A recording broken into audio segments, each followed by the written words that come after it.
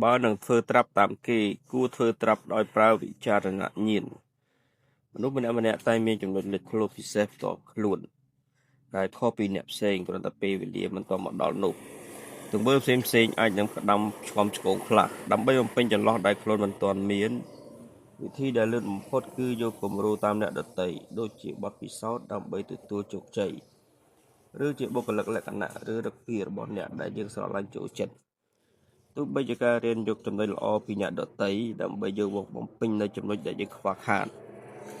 ជាវិធីរៀនតាមផ្លូវកាត់ក៏ពិតមែនតែយ៉ាងណានោះបើមុខក្បាលរៀនតែម្យ៉ាងក៏ពុំមែនជាការល្អដែរ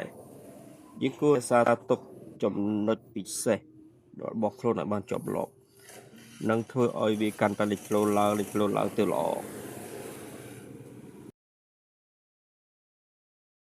បច្ចុប្បន្ននេះមានមនុស្សជាច្រើនដែលជួបនឹងហេតុការណ៍ដូច្នោះដោយគិតថាបើនឹងធ្វើតាមគេឬត្រូវធ្វើឲ្យដូចទាំងស្រុងហើយលទ្ធផលនោះគឺបែបថ្មីក៏ធ្វើមិនបានបែបចាស់ក៏បំភ្លេចអស់ហើយនេះការរៀនធ្វើតាមគេពិតមែនតែយើងត្រូវតស៊ូព្យាយាមអស់ពីកម្លាំងចិត្តកម្លាំងកាយតែយើងមិនត្រូវធ្វើតាមទាំងងងឹតងល់គ្រប់យ៉ាងនោះទេព្រោះវិធីរៀនតាមគេដោយចម្លងទាំងផ្ទាំងវាអាចធ្វើឲ្យខូចខាតបាត់បង់នៅអ្វីដែលយើងវាស្រាប់ស្រួលមិនស្រួលគិតបញ្ជីទៅបែរជាខាតដើមទៅវិញបើដឹងសិក្សាក៏ត្រូវមានវិធីសិក្សាបើដឹងធ្វើត្រាប់ឬយកគំរូតាមគេក៏ត្រូវរកវិធីឲ្យបានសមរម្យត្រឹមត្រូវថ្លឹងថ្លែងឲ្យបានស៊ីជម្រៅ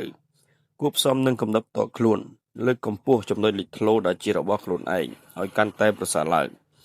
មិនមែនដោយការចម្លងទាំងស្រុងនោះឡើយរៀនសូត្រស្វែងយល់ត្រូវគិតដល់ការលើកកម្ពស់ធ្វើត្រាប់ឬយកគំរូតាមគេក៏ត្រូវគិតដល់ការលើកកម្ពស់ដើម្បីបង្កើននូវប្រសិទ្ធភាពបើមិនដូច្នោះទេការខិតខំរបស់អ្នកទៅជាឥតប្រយោជន៍អ្នកក៏មិនអាចធ្វើម្ចាស់លើខ្លួនឯងបានហើយបានត្រឹមតែចាំទទួលបញ្ជាពីអ្នកដទៃតែប៉ុណ្ណោះ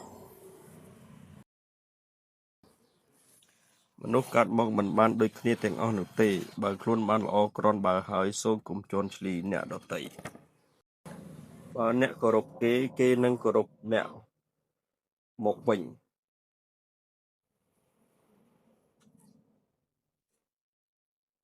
មានប្រយោគមួយពោលថាទៅធ្វើចិត្តឲ្យទូលាយជាមួយអ្នកដទៃ